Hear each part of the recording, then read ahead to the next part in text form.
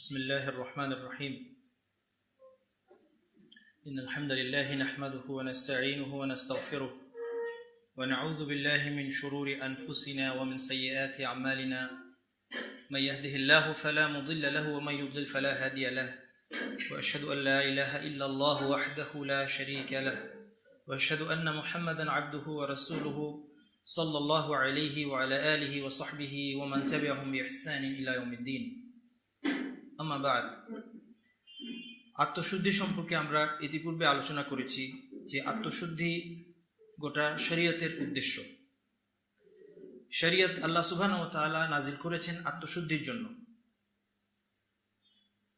এবং আমরা এই কথা বলেছি যে আত্মশুদ্ধির আলোচনায় আমরা মূলত অন্তরের পরিশুদ্ধির দিকে জোর দেব। কেননা কলব যদি পরিশুদ্ধ হয় তাহলে একজন ব্যক্তির আমল পরিশুদ্ধ হবে। এই জন্য আল্লাহ রাসূল সাল্লাল্লাহু আলাইহি ওয়াসাল্লাম হাদিসের মাধ্যমে আমাদেরকে জানিয়েছেন, আলা ইন্না ফিল জাসাদি মুদগাহ ইযা সালাহাত সালাহাল জাসাদু কুল্লু ওয়া ইযা ফাসাদাত ফাসাদাল জাসাদু কুল্লু। দেহে এমন একটি মাংসপিণ্ড আছে যা সঠিক হলে অঙ্গ প্রত্যঙ্গ সঠিক হবে, এবং এই অঙ্গটি যদি ফাসিদ হয় তাহলে অঙ্গ প্রত্যঙ্গের আমলগুলো ফাসেদ হবে। আলা ওয়াহুয়াল কলব, আলা ওয়াহিয়াল কলব, এটি হচ্ছে কলব, এটি হচ্ছে অন্তর। অন্তরকে পরিচ্ছন্ন করা এবং নফসকে পরিচ্ছন্ন করা অত্যন্ত গুরুত্বপূর্ণ। এ সম্পর্কে আমরা দেখেছি যে সূরা আশ-শামসে আল্লাহ সুবহানাহু ওয়া তাআলা পরপর 11টি বিষয়ের শপথ করেছেন, এবং তারপরে যে বিষয়ের উপর শপথ করেছেন তা হচ্ছে قد أفلح من زكاها وقد خاب من دساها। যে একে পরিচ্ছন্ন করেছে সে সফল, আর যে একে পাপে নিমজ্জিত করেছে সে ব্যর্থ হয়েছে। অতএব তাজকিয়ার বিষয়টি অত্যন্ত গুরুত্বপূর্ণ। এই তাজকিয়ার অর্থ সম্পর্কে আমরা বলেছি যে তাজকিয়া অর্থ হচ্ছে বৃদ্ধি, এবং ইবনুল কাইয়্যিম রাহিমাহুল্লাহ তাআলা এই বিষয়ে দৃষ্টি আকর্ষণ করেছেন যে তাজকিয়া যদি হতে হয়, নফস যদি আল্লাহ সুবহানাহু ওয়া তাআলার নিকট সন্তোষজনকভাবে এই নফসকে যদি বেড়ে উঠতে হয় তাহলে তার পূর্বে একে রোগমুক্ত হতে হবে। এই জন্য যাকাতের আয়াতটি আমরা আলোচনা করেছিলাম যে যাকাতের আয়াতে আল্লাহ সুবহানাহু ওয়া তাআলা বলছেন, খুয মিন আমওয়ালিহিম সাদাকাতান তুতাহহিরুহুম ওয়া তুযাক্কিহিম বিহা। তাদের সম্পদ থেকে আপনি যাকাত নিন। তুতাহহিরুহুম, প্রথম যে কাজটি হবে যাকাত নেওয়ার মাধ্যমে তা হচ্ছে আপনি তাদেরকে পরিচ্ছন্ন করবেন। ওয়া তুযাক্কিহিম বিহা, এরপর তাজকিয়া বা বৃদ্ধির কথা এসেছে। প্রথমে তাতহীর বা পরিচ্ছন্ন হওয়া, এরপর হচ্ছে তাজকিয়া অর্থাৎ বেড়ে ওঠা।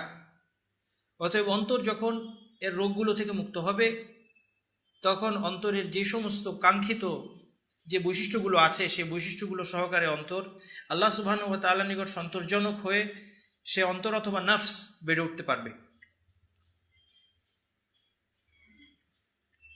এছাড়া আমরা আরও কিছু আয়াত আলোচনা করেছি যে অন্তরের অবস্থার উপর সওয়াব অথবা শাস্তি নির্ধারিত হয়। এ সম্পর্কে আয়াত এবং হাদিস আলোচনা হয়েছে। আমরা আরও আলোচনা করেছি যে অন্তর আল্লাহ তাআলার হাতে। এই জন্য আমরা যখন আমাদের নিজেদের অন্তরকে পরিচ্ছন্ন করার উদ্যোগ গ্রহণ করছি আমাদের উচিত হবে বেশি বেশি আল্লাহ তাআলার কাছে সাহায্য চাওয়া এবং দোয়া করা। এই জন্য আল্লাহ রাসূল সাল্লাল্লাহু আলাইহি ওয়াসাল্লাম কয়েকটি দোয়া করতেন কলব নিয়ে। এগুলো আমরা বলেছিলাম, ইয়া মুকাল্লিবাল কুলুব সাব্বিত কুলুবানা আলা দীনিক, ইয়া মুসাররিফাল কুলুব সাররিফ কুলুবানা আলা তাআতিক, আল্লাহুম্মা আতি নাফসি তাকওয়াহা ওয়া যাক্কিহা আনতা খায়রু মান যাক্কাহা আনতা ওয়ালিয়ুহা ওয়া মাওলাহা, রব্বানা লা তুযিগ কুলুবানা বা'দা ইয হাদাইতানা ওয়া হাব লানা মিন লাদুনকা রাহমা ইন্নাকা আনতাল ওয়াহ্হাব। হে আমাদের রব, আমাদের অন্তরকে হেদায়েত দেওয়ার পর আমাদের কলবগুলোকে আপনি বক্র করে দিয়েন না। আমাদের পাপের কারণে, অন্যায়ের কারণে আমরা যেন বক্রপথে চলে না যাই, আমাদের কলবে যেন বক্রতা না আসে। এমনিভাবে বহু দোয়া আমরা দেখতে পাই যেখানে আল্লাহ রাসূল সাল্লাল্লাহু আলাইহি ওয়াসাল্লাম এই দোয়া করেছেন, কিংবা আল কোরআনে শেখানো হয়েছে। যেটি শেষ দোয়াটি পড়লাম এটি আল কোরআনের দোয়া। এখানে কলবের ব্যাপারে আল্লাহর কাছে সাহায্য চাওয়া হচ্ছে। তাই এই জন্য যে কলব আল্লাহ সুবহানাহু ওয়া তাআলার হাতে ন্যস্ত, সেই সাথে আল্লাহ তাআলার কাছে সাহায্য চাওয়ার পাশাপাশি অন্তরকে পরিচ্ছন্ন পরিশুদ্ধ করার যে উপায় উপকরণ আসবাব রয়েছে সেগুলো গ্রহণ করতে হবে। অন্তরের রোগ সম্পর্কে জানতে হবে, এই রোগগুলো লক্ষণ জানতে হবে, এ থেকে পরিত্রাণ কীভাবে পাওয়া যায় সেইগুলো জানতে হবে। তাহলে এই দুটি বিষয় পাশাপাশি চলবে, দোয়াও চলবে, সেই সাথে সার্বক্ষণিক প্রচেষ্টা কল্পকে পরিচ্ছন্ন রাখার। এটি যখন একজন ব্যক্তি করতে সমর্থ হবে তখন ধীরে ধীরে তার অন্তর পরিচ্ছন্ন হবে। এটি একটা আমৃত্যু একটি প্রক্রিয়া, মৃত্যু পর্যন্ত আমাদেরকে চেষ্টা করে যেতে হবে। আজকে আমরা যে আলোচনা শুরু করতে যাচ্ছি তা হচ্ছে অন্তরের রোগ এবং এর প্রতিকার সম্পর্কে।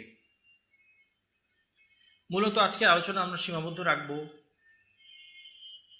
অন্তরের মৌলিক একটি রোগের মধ্যে, তা হচ্ছে শিরক, আশ-শিরকু বিল্লাহ। শিরক শব্দটি শুনলে হয়তো অন্তরের কথা আমাদের মনে নাও আসতে পারে, কিন্তু শিরকের উৎস অন্তরই। এই শিরক অন্তরের রোগগুলোর মধ্যে সবচেয়ে মারাত্মক রোগ, যা অন্তরকে চিরস্থায়ী কষ্টের সম্মুখীন করে। এ বিষয়ে দৈহিক রোগের সাথে অন্তরের রোগের একটা মিল আমরা খুঁজে পাই। তা হচ্ছে যে দৈহিক রোগ মানুষকে কষ্ট দেয়, মানুষ রোগ মুক্ত থাকতে চায় এই কষ্ট থেকে বাঁচার জন্যই। অন্তরের রোগের বিষয়টিও কিন্তু তাই। মানুষের সুখ শান্তি এবং দুঃখ কষ্ট এগুলো অন্তরের অবস্থার সাথে সম্পৃক্ত। এজন্য বলা হয় যে স্বাস্থ্য সকল সুখের মূল, অর্থাৎ যে সুস্বাস্থ্যের অধিকারী সে সুখী হবে। আমরা বলতে পারি ইসলামে দৃষ্টিভঙ্গিতে যে সুস্থ অন্তর হচ্ছে সকল সুখের মূল। যার অন্তর সুস্থ, তার যদি দেহ রোগাক্রান্ত হয় তারপরেও সে সুখী হতে পারে। এই জন্য আমরা যখন আত্মশুদ্ধির আলোচনা করছি, এই আত্মশুদ্ধির আলোচনা অন্তরকে রোগমুক্ত করার সাথে দুনিয়া এবং আখিরাতের সমস্ত সুখ শান্তি সরাসরি জড়িত। এই জন্য বলা যায় যে অন্তরের যে রোগ যত বড়, তা অন্তরকে তত বেশি কষ্ট দেবে। শিরক অন্তরের রোগগুলোর মধ্যে অন্যতম, সবচেয়ে বড় রোগগুলোর মধ্যে একটি। এই জন্য এটি অন্তরকে স্থায়ীভাবে কষ্টের সম্মুখীন করে। এর দলিল কি? এর দলিল হচ্ছে আল্লাহ তাআলা আল কোরআনে দুটি আয়াতে, সূরা নিসায় দুটি আয়াতই আছে, 48 এবং 116 নম্বর আয়াতে দুটি আয়াতে আল্লাহ তাআলা বলছেন, ইন্নাল্লাহা লা ইয়াগফিরু আন ইউশরাকা বিহি। আল্লাহ তাআলার সাথে কাউকে শরীক করা, এটি আল্লাহ ক্ষমা করেন না। লা ইয়াগফিরু আন ইউশরাকা বিহি ওয়া ইয়াগফিরু মা দুনা যালিকা লিমান ইয়াশা। এর চেয়ে ছোট কোনো অপরাধ যাকে চান তিনি ক্ষমা করতে পারেন, কিন্তু যে অপরাধ তিনি ক্ষমা করেন না তা হচ্ছে শিরক। এই বিষয়টি সূরা নিসার দুটি আয়াতে এসেছে। আর সূরা আল মাইদায় আল্লাহ তাআলা জানিয়ে দিয়েছেন, ইন্নাহু মান ইউশরিক বিল্লাহ ফাকাদ হারামাল্লাহু আলাইহিল জান্নাহ ওয়া মাওয়াহুন নার। যে আল্লাহর সাথে শরীক করবে তার জন্য আল্লাহ তাআলা জান্নাতকে হারাম করেছেন, নিষিদ্ধ করেছেন, এবং তার স্থায়ী বাসস্থান হবে জাহান্নামে। আর জাহান্নামের শাস্তি দেহের উপর, অন্তরের উপর, সবকিছুর উপরই আসবে। অন্তরের কথাও বলা হয়েছে, আল্লাহ তাআলা বলেছে জাহান্নামের আগুন অন্তরকে প্রজ্বলিত করবে। নারুল্লাহিল মুকাদা আল্লাতী তাত্তালিউ আলাল আফইদা, যা মানুষের কল্পকেও পোড়াবে। এখানে একটি বিষয় অনেকে ভুল বুঝে থাকেন যে আল্লাহ তাআলা শিরকের অপরাধ ক্ষমা করেন না। এর অর্থ কি? এর অর্থ এই যে যে ব্যক্তি শিরক থেকে তওবা না করে মৃত্যুবরণ করবে, শিরক করতে করতে মুশরিক অবস্থায় মারা যাবে, তার শিরকের অপরাধ আল্লাহ তাআলা ক্ষমা করবেন না। নতুবা কেউ যদি তওবা করে নেয়, শিরক করার পরে সে যদি ফিরে আসে, সেটা শিরক হোক অথবা কুফরি হোক, অথবা এর চেয়ে ছোট গুনাহ হলে তো আরো বেশি প্রযোজ্য। অনেকে প্রশ্ন করেন যে হত্যা করার পরে কেউ কি ক্ষমা পেতে পারে? কেউ ব্যভিচার করার পরে কি ক্ষমা পেতে পারে? কেউ শিরক করার পরে কি ক্ষমা পেতে পারে? জবাব হচ্ছে হ্যাঁ, যদি সে তওবা করে তাহলে তার জন্য ক্ষমার দরজা উন্মুক্ত আছে, তওবার দরজা মৃত্যু পর্যন্ত আছে, যদি সিনসিয়ারলি তওবা করে। যদি অনুতপ্ত হয়ে সেই গুনাহ থেকে ফিরে আসে তাহলে সেটা শিরক হলেও আল্লাহ তাআলা ক্ষমা করার প্রতিশ্রুতি দিয়েছেন। সেই প্রতিশ্রুতি অন্য আয়াতে এসেছে। এই আয়াতটি প্রযোজ্য কার জন্য? ইন্নাল্লাহা লা ইয়াগফিরু আন ইউশরাকা বিহি, আল্লাহ তাআলা শিরকের অপরাধ ক্ষমা করেন না। এই আয়াতটি প্রযোজ্য হচ্ছে সেই সমস্ত লোকেদের জন্য যারা মুশরিক অবস্থায় মারা যাবে। কিন্তু যারা তওবা করবে তাদের জন্য সকল গুনাহ ক্ষমায়ের প্রতিশ্রুতি দিয়েছেন আল্লাহ সুবহানাহু ওয়া তাআলা অন্য আয়াতে। সেটি হচ্ছে, কুল ইয়া ইবাদিয়াল্লাযীনা আসরাফু আলা আনফুসিহিম লা তাকনাতু মির রাহমাতিল্লাহ ইন্নাল্লাহা ইয়াগফিরুয যুনুবা জামিআন। এটি তওবাকারীদের জন্য। যে বলুন আমার সেই সমস্ত বান্দাদেরকে যারা নিজেদের উপর যারা জুলুম করেছে, অন্যায় করেছে, অন্যায়ের মাধ্যমে নিজেদেরকে শাস্তির যোগ্য করে তুলেছে, লা তাকনাতু মির রাহমাতিল্লাহ, তোমরা আল্লাহ তাআলার রহমত থেকে নিরাশ হয়ো না। এই যে নিরাশ হয়ো না, এটি কার জন্য? ইন্নাল্লাহা ইয়াগফিরুয যুনুবা জামিআন, আল্লাহ সমস্ত অপরাধ ক্ষমা করেন। কাকে? কার জন্য? যে তওবা করে। আত-তাইবু মিনাদ যামবি কামান লা যামবা লাহ, কোন গুনাহ থেকে তওবাকারী হচ্ছে ওই এমন ব্যক্তির মতো যে কোনো গুনাহই করেনি, যেন সে তওবা করার পর তার অবস্থাটা এমন যেন সে গুনাহ করেনি, বরং কখনো তওবা করার পর ফিরে আসার পর তার অবস্থা আগের অবস্থার থেকে উত্তম হতে পারে।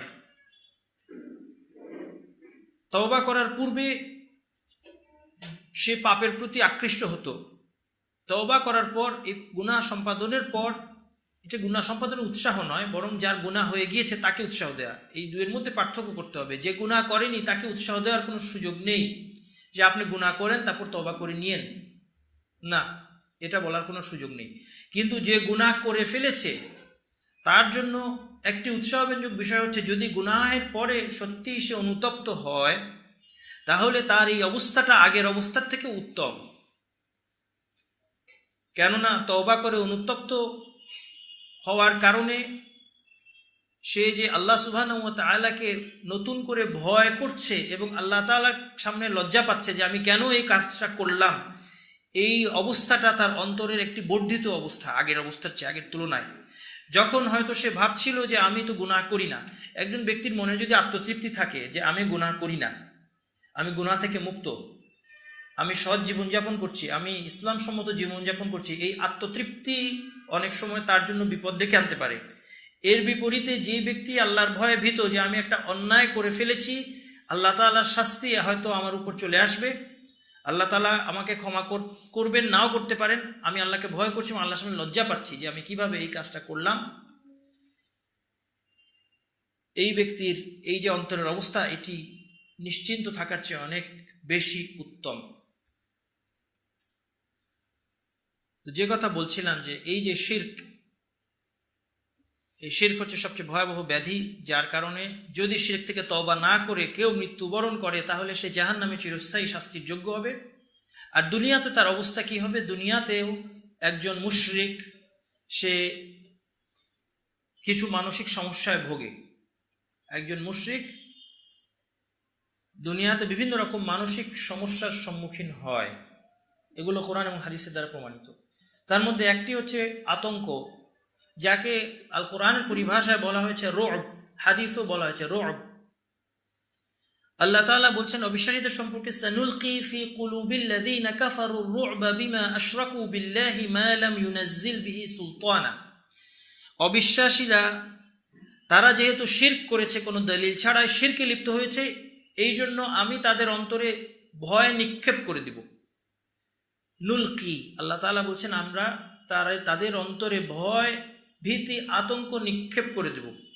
অবিশ্বাসীদেরকে যতই সাহসী দেখাক, অবিশ্বাসীরা যতই তাদের সাহস, শক্তি, সামর্থ্য দেখাক না কেন, বাস্তবতা হচ্ছে এই যে ব্যক্তি শিরকে লিপ্ত সে সবসময় ভীত সন্ত্রস্ত থাকে।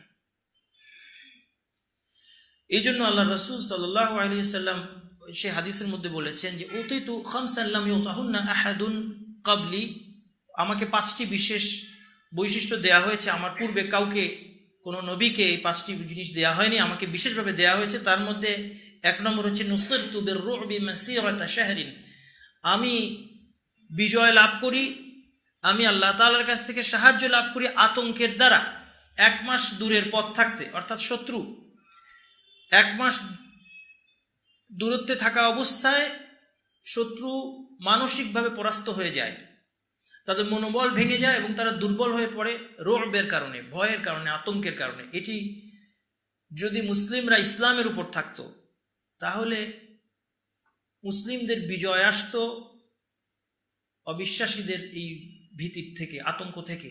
এটাই বাস্তবতা, এটি মুসলিমদের বিজয়ের অন্যতম হাতিয়ার। এটি আল্লাহ তাআলা তৈরি করে দেন অবিশ্বাসীদের অন্তরে। কিন্তু আমরাই তো আজকে আসলে আমরা যারা মুসলিম দাবি করছি আমরাই শিরকে লিপ্ত। মুসলিম সমাজ শিরকে লিপ্ত হলে তাহলে তো উল্টো তারা আতঙ্কিত থাকবে, তারা ভীত, বাস্তবে তাই হচ্ছে, তারা ভীত সন্ত্রস্ত আতঙ্কিত। কেন? কেননা তারা শিরকে লিপ্ত। আপনারা উসামা রাদিয়াল্লাহু আনহুর নাম শুনেছেন, যায়েদ বিন হারিসা, তার পুত্র উসামা, এই দুজন আল্লাহর রাসূলের অত্যন্ত প্রিয় ব্যক্তি ছিলেন। আল্লাহ রাসূলের সাল্লাল্লাহু আলাইহি সাল্লাম তার অত্যন্ত প্রিয় ছিলেন। যায়েদ, তিনি দাস ছিলেন, তাকে মুক্ত করে দেন আল্লাহ রাসূল, এবং তার প্রিয় পাত্র ছিলেন, এবং তাকে নিজের সন্তানের মতো স্নেহ করতেন। এবং তার সন্তান উসামা বিন যায়েদ, এই দুজনকে আল্লাহ রাসূল খুব ভালোবাসতেন। যায়েদ বিন হারিসা যাদের সাথে যুদ্ধে নিহত হন, সে রোমানদের বিরুদ্ধে আল্লাহ রাসূল সাল্লাল্লাহু আলাইহি সাল্লাম শামের উদ্দেশ্যে উসামার বাহিনীকে পাঠিয়েছেন। উসামাকে কমান্ডার বানিয়ে, অনেক কম বয়সে তাকে নেতা বানিয়ে, কমান্ডার বানিয়ে, সেনাপতি বানিয়ে তিনি বাহিনী প্রেরণ করেন মৃত্যুর কিছু আগে। এই বাহিনী যখন রওনা করেছে, এই অবস্থায় আল্লাহ রাসূল সাল্লাল্লাহু আলাইহি ওয়াসাল্লামের ওয়াফাত হয়, এবং নবী মুহাম্মদ সাল্লাল্লাহু আলাইহি ওয়াসাল্লামের মৃত্যুর পর যখন আবু বকর রাদিয়াল্লাহু আনহু দায়িত্ব নেন ইসলামী রাষ্ট্রের, সেই অবস্থায় মুসলিমদের অবস্থা অত্যন্ত সঙ্গীন ছিল, এই কারণে যে এই সময় অনেক আরব গোত্র তারা ধর্ম ত্যাগ করলো, তারা ইসলাম ত্যাগ করে অনেকে মুনাফিক হয়ে গেল, কেউ যাকাত দিতে অস্বীকার করলো, ভণ্ড নবীদের আবির্ভাব হলো, এবং মুসলিম মক্কা মদিনায় যারা প্রকৃত মুসলিম তাদের উপর আক্রমণ করার জন্য অনেকে উদ্যত হলো। এই অবস্থায় এই জন্য আবু বকর রাদিয়াল্লাহু আনহুকে অনেকেই পরামর্শ দিলেন যে উসামার বাহিনী এখন পাঠানোর দরকার নেই, তারা তখনও বর্ডারে আছে, তাদেরকে ফিরিয়ে আনা হোক, তাদেরকে পাঠানো না হোক। কেননা ইসলামী রাষ্ট্রে মুসলিমরা এই মুহূর্তে হুমকির সম্মুখীন। এখন একটা বাহিনীকে, একটি সৈন্যবাহিনীকে বাইরে প্রেরণ করা মানে যে অভ্যন্তরীণ নিরাপত্তার বিষয়টি আছে সে দুর্বল হয়ে পড়বে। তখন আবু বকর রাদিয়াল্লাহু আনহু তাদেরকে ফিরিয়ে আনতে অস্বীকার করলেন। এবং এই জায়গায় এরকম কয়েকটি ঘটনায় আবু বকর রাদিয়াল্লাহু আনহুর স্ট্রেংথ, তার সাহস, তার শক্তিমত্তা, বিচক্ষণতা, এগুলো প্রমাণ পাওয়া যায়। সাহস এবং শৌর্যের কথা আসলে অনেক সময় আপনার ওমর রাদিয়াল্লাহু আনহুর কথা আসে। তিনি অত্যন্ত বড় বীর ছিলেন, কোনো সন্দেহ নেই, অত্যন্ত সাহসী একজন ব্যক্তি। তার শক্তিমত্তা এবং সাহস এবং বীরত্ব যতটা প্রকাশমান ছিল, আবু বকর রাদিয়াল্লাহু আনহুর বীরত্ব এবং সাহসিকতা সব ঘটনায় ততটা প্রকাশমান নয়, কিন্তু খুব ক্রিটিক্যাল কিছু অবস্থায় তা প্রকাশ পেয়েছে। যেমন এই জায়গায় দেখা গেল যে সবাই, এমনকি ওমর রাদিয়াল্লাহু আনহু তাকে পরামর্শ দিচ্ছিলেন যে এই বাহিনীকে পাঠানোর দরকার নেই, কিন্তু আবু বকর রাদিয়াল্লাহু আনহু সাহস দেখালেন এবং তিনি বললেন, ওয়াল্লাহি লা হুল্লু উকদাতান আকাদাহা রাসূলুল্লাহ সাল্লাল্লাহু আলাইহি ওয়াসাল্লাম। কোন কোন বর্ণনা এসেছে, ওয়াল্লাযী লা ইলাহা গায়রুহু লাউ জাররাতিল কিলাবু বিআরজুলি আজওয়াজিন নবী সাল্লাল্লাহু আলাইহি ওয়াসাল্লাম মা রাদাতু জাইশান ওয়াজ্জাহাহু রাসূলুল্লাহ। অত্যন্ত কঠোর ভাষায় তিনি বললেন, যদি কুকুর যদি নবী মুহাম্মদ সাল্লাল্লাহু আলাইহি ওয়াসাল্লামের স্ত্রীদের পা ধরে টেনেও নিয়ে যায় মদিনা এত দুর্বল হওয়ার কারণে, তারপরেও যেই বাহিনী আল্লাহর রাসূল প্রেরণ করেছেন তাকে আমি ফিরাবো না। ওয়ালা হালালতু লিওয়াআন আকাদাহু রাসূলুল্লাহ সাল্লাল্লাহু আলাইহি ওয়াসাল্লাম, যে পতাকা আল্লাহর রাসূল উত্তোলন করেছেন সেই পতাকা আমি নামাবো না। অর্থাৎ তিনি বুঝিয়ে দিলেন, আমি যে কোনো মূল্যে এই বাহিনীকে, আমরা সব যদি শেষ হয়ে যায় আমরা মদিনায় ইসলামী রাষ্ট্রে, তাও এই বাহিনীকে আমি পাঠাবো। ফলাফল কি হলো? এর ফলাফল হয়েছিল এই যে যখন উসামার এই বাহিনী শামের উদ্দেশ্যে রওনা দিল এবং যুদ্ধ করে ফিরে আসলো, আশেপাশের সবাই যারা বিদ্রোহের চিন্তা করছিল তারা ভয় পেয়ে গেল। তারা এই বাহিনীকে দেখে ভয় পেয়ে গেল যে তাহলে মদিনার অভ্যন্তরে তারা কতই না শক্তিশালী অবস্থায় আছে। যদি তারা এত বড় বাহিনী এই অবস্থায় প্রেরণ করে থাকে তাহলে নিশ্চয়ই তাদের অনেক শক্তি রয়েছে। এই জন্য আশেপাশে যারা বিদ্রোহের চিন্তা করছিল তারা সে বিদ্রোহ থেকে নিজেদেরকে দমন করলো। এই ছিল ফলাফল। যাই হোক, যে কথা বলছিলাম যে অবিশ্বাসীরা শিরকের কারণে দুনিয়াতে যে প্রথম ক্ষতি নেমে আসে তা হচ্ছে ভয়। মুশরিক সবসময় ভীত সন্ত্রস্ত এবং হায়রান থাকবে। হায়রান শব্দটা আমরা বাংলাতেও বলি হায়রান, আল কোরআনের মধ্যে এই শব্দটি এসেছে, কাল্লাযী ইসতাহওয়াতহু শায়াতীনু ফিল আরদি হায়রান। একদল লোকের কথা আল্লাহ তাআলা বলেছেন যাদেরকে শয়তান পথভ্রষ্ট করে হায়রান করে দিয়েছে, অর্থাৎ দ্বিধান্বিত। এই হায়রা, এই দ্বিধা বিভক্তি, এটিও হচ্ছে শিরকের কুফল। মুশরিকরা কাদেরকে ভয় পায়? মুশরিক ব্যক্তি যে সমস্ত মাবুদের, মিথ্যা মাবুদের উপাসনা করে সেগুলোকে তারা ভয় পায় এবং তারা যুগে যুগে নবীদেরকে সেই ভয় দেখিয়েছে। যেমন হুদ আলাইহিসসালাম এর জাতি, আয়াত জাতি, তাকে বলছে, হুদ আলাইহিসসালামকে বলছে, ইন নাকুলু ইল্লা আতারাকা বাদু আলিহাতিনা বিসু, যে আমাদের ধারণা যে তুমি যেহেতু মিথ্যা মাবুদের উপাসনা থেকে আমাদেরকে নিষেধ করছো, এই জন্য তারা মিথ্যা বলছে না, তারা মনে করছে এগুলো আমাদের মাবুদ, আলিহা, ইলাহ। এই ইলাহদের মধ্যে কেউ কেউ তোমাকে মানসিক বিকারগ্রস্ত করে দিয়েছে, তারা তোমার মাথা খারাপ করে দিয়েছে, তাদের ক্ষতি তোমার উপর আসবে বা আসছে। তারা ভয় দেখাচ্ছে, তারা নিজেরাও ভয় পাচ্ছে। এবং এখানে একটা বিষয় বলা যায় এই সাথে, যে আসলে শিরকের একটি উপকরণ হচ্ছে ভয়। শিরক এবং তাওহীদ, এই ভয়টা যখন আল্লাহর দিকে হয় সেটা তাওহীদ, যখন এই ভয় আল্লাহ ছাড়া অন্য কারো দিকে হয় তখন সেটা হচ্ছে শিরক। এই ভয় সম্পর্কে আমরা কিছু কথা বলবো। এটা হচ্ছে, এই ভয়ের একটি নাম আছে, সেটা হচ্ছে খাউফু আল ইবাদা। এটা হচ্ছে ইবাদতের ভয়। এই ভয়টি বিশেষভাবে মানুষ কিছু ন্যাচারালি কিছু ভয় পায়, সেই ভয়ের কথা এখানে বলা হচ্ছে না, এখানে বলা হচ্ছে ইবাদতের ভয়, যে ভয়ের কারণে মানুষ কারো ইবাদত করে। তাহলে এই আয়াতে বলা আমরা দেখতে পাচ্ছি যে মুশরিকরা তাদের ইলাহগুলোকে ভয় করছে এবং ভয় দেখাচ্ছে, হুদকে ভয় দেখাচ্ছে, নবীকে ভয় দেখাচ্ছে যে এই আলিহা, এই ইলাহগুলো তোমাকে ক্ষতি করবে। হুদ আলাইহিস সালাম এবং অন্যান্য নবীরা, আরো দু একটা আয়াত আমরা সামনে দেখব, তারা সবাই এই অবস্থায় উল্টো তাদের জাতিকে চ্যালেঞ্জ করেছেন।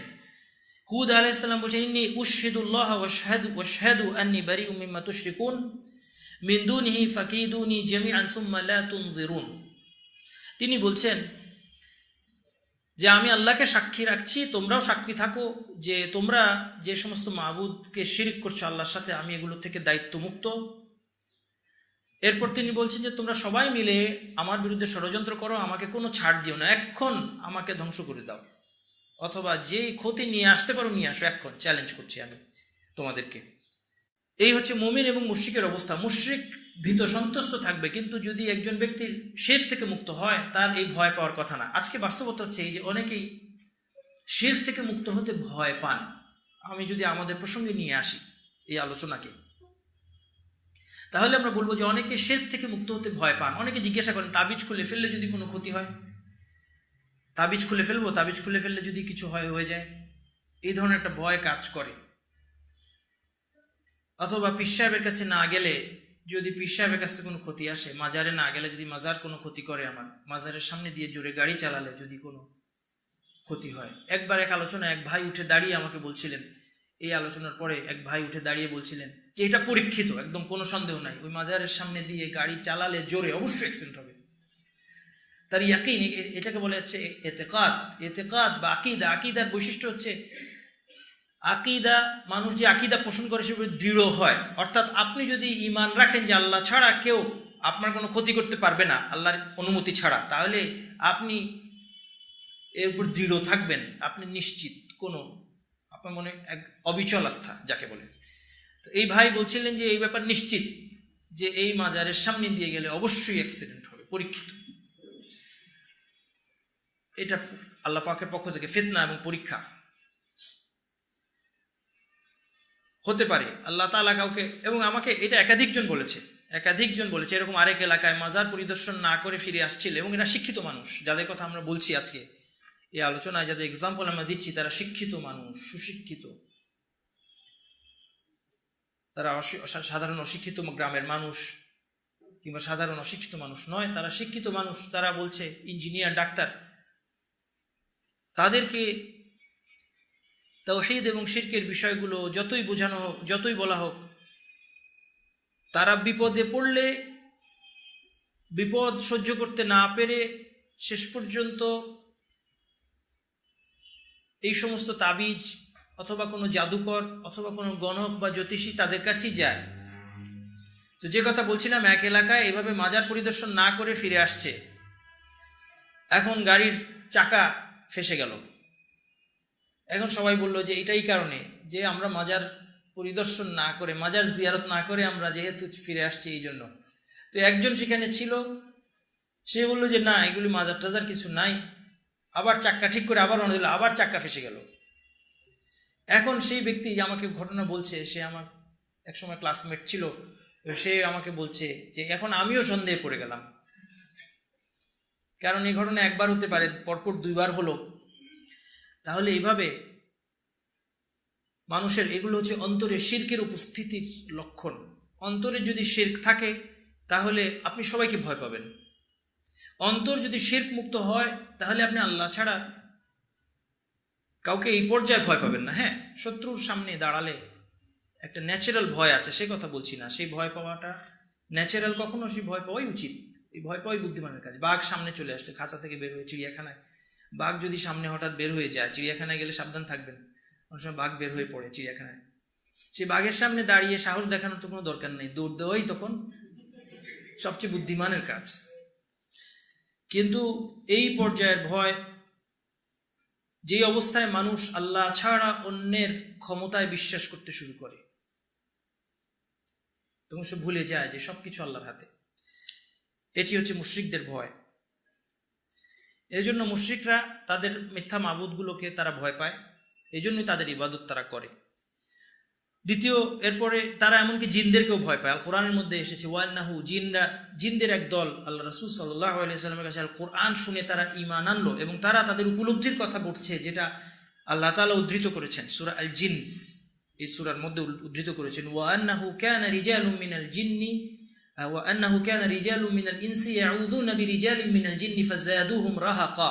তারা অবাক হয়ে বলছে যে মানুষের মধ্যে একদল জিনদের কাছে আশ্রয় চাইতো, ফলে জিনেরা যখন দেখতো যে মানুষ তাদের চেয়ে সৃষ্ট হওয়া সত্ত্বেও তাদেরকে ডেকেই তাদের কাছে আশ্রয় চাচ্ছে, তখন ফলাফল কি হয়েছিল? ফাযাদুহুম রাহাকা, এই জিনেরা তাদেরকে আরো ভয় পাইয়ে দিল, তারা সুযোগ পেয়ে গেল এবং এই সুযোগ নিয়ে তারা মানুষকে আরো বেশি ভয় দেখাতে শুরু করলো। বাস্তবে যখন একজন মানুষ তাবিজওয়ালার কাছে যায়, জাদুকরের কাছে যায়, জ্যোতিষী গণকদের কাছে যায়, কোনো হুজুরের কাছে যায়, হুজুর বলতে আমি বোঝাচ্ছি যারা এই সমস্ত কাজগুলো করে, তাদের কাছে যায় এবং তাদের কাছে সাহায্য চায়, তখন এইসব ভণ্ডরা তারা আরো বেশি সুযোগ পায়। তারা বুঝতে পারে যে এই লোককে আমি জিম্মি করে তার কাছ থেকে আমি টাকা আদায় করতে পারবো, এবং এই জন্য তাদের সমস্যা কখনো যায় না। আপনি দেখবেন যারা এই সমস্ত জায়গায় যাতায়াত করে, কোনো জ্যোতিষী বা গণকের কাছে, কোনো দরবারে, কোনো হুজুর, জিন হুজুর, অনেক রকম নাম আছে, একজনের নাম আছে জিন হুজুর, এরকম আরো বিভিন্ন হুজুর আছে। এদের কাছে যারা যায় তারা সারা জীবন এদের কাছে জিম্মি থাকে এবং তারা ভাবতে থাকে এই হুজুরের কাছে গিয়ে আমি সুস্থ আছি, অথচ এই হুজুর তাকে অসুস্থ করে রেখেছে। এটাই হচ্ছে বাস্তবতা। তেমনি তারা মানুষদেরকেও ভয় পায়, শিরকের কারণে মুশরিকরা বিশ্বাসীদেরকে, মুমিনদেরকে ভয় পায়, এবং তাদের যে ভয়টা, সেই ভয়টা হচ্ছে আল্লাহকেও তারা ভয় পায়। কোন দিক থেকে ভয় পায় আল্লাহকে? দেখুন, শয়তানও 2-1 বার বলেছে ইন্নী আখাফুল্লাহ, আল কোরআনে পেয়েছেন এটা, আমি আল্লাহকে ভয় পাই। তো ভয় পেয়ে সে জাহান্নামী হচ্ছে কিভাবে তাহলে? ইন্নী আখাফুল্লাহ ইন্নী আরা মা লা তারাউনা, যুদ্ধে যখন সে অবিশ্বাসীদেরকে কুপ্ররোচনা দিয়ে মুমিনদের সামনে দাঁড় করিয়ে দিল যুদ্ধে, এবং দেখতে পেল যে মুমিনদের পক্ষে কারা আছে? ফেরেশতারা আছে। সে বলছে ইন্নী আরা মা লা তারাউন, আমি দেখছি এমন কিছু যা তোমরা দেখতে পাচ্ছ না। সেটা তারা হচ্ছে আল্লাহর ফেরেশতারা, এখানে অংশ নিচ্ছে। ইন্নী আখাফুল্লাহ, এটা হচ্ছে শয়তানের বৈশিষ্ট্য। শয়তান সবসময় প্ররোচনা দিয়ে পাপ কাজের মধ্যে নিয়ে আসবে এবং তখন তাকে ছেড়ে চলে যাবে। এটাই শয়তানের বৈশিষ্ট্য। শয়তান আপনাকে কখনো প্রতিশ্রুতি পূরণ করবে না। আপনাকে যে প্রতিশ্রুতি শয়তান দিয়েছে, সেই প্রতিশ্রুতি শয়তান একবারও পূরণ করবে না। সে আপনাকে দিয়ে পাপ কাজ করাবে, এরপর আরো বিপদের মধ্যে আপনাকে ফেলবে। এটাই শয়তানের ট্রিক। সে বলছে তখন ইন্নী আখাফুল্লাহ, আমি আল্লাহকে ভয় পাই, আমি চললাম, আমি আল্লাহকে ভয় পাই। এই ভয় হচ্ছে যে দুনিয়াতে তাকে ধ্বংস করে দেওয়া হবে, এই ভয়।